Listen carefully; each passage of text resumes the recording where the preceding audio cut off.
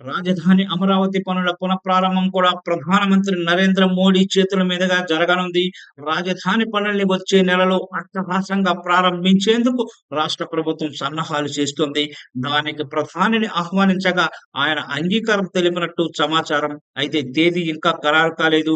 9 ఏళ్ల క్రితం రాజధాని పనులకు ప్రధాని మోదీ చేతుల మీదుగానే ఘనంగా శంకుస్థాపన జరిగింది. రాజధాని నిర్మాణం వేగంగా జరుగుతున్న తరుణంలో అధికారంలోకి వచ్చిన జగన్ ప్రభుత్వం 3 రాజధానుల ప్రతిపాదనతో ఎక్కడి పనులు అక్కడే నిలిపివేసింది.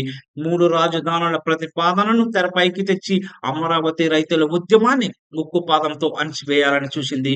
అప్పుడు అమరావతి రైతుల ఉద్యమానికి టీడీపీ, జనసేన వంటి పార్టీలతో పాటు బీజేపీ కూడా అండగా నిలిచింది. రాష్ట్రంలో టీడీపీ, జనసేన, బీజేపీ కూటమి అధికారంలోకి వచ్చిన వెంటనే రాజధాని పనుల్ని పట్టాలెక్కించేందుకు నడుం కట్టింది.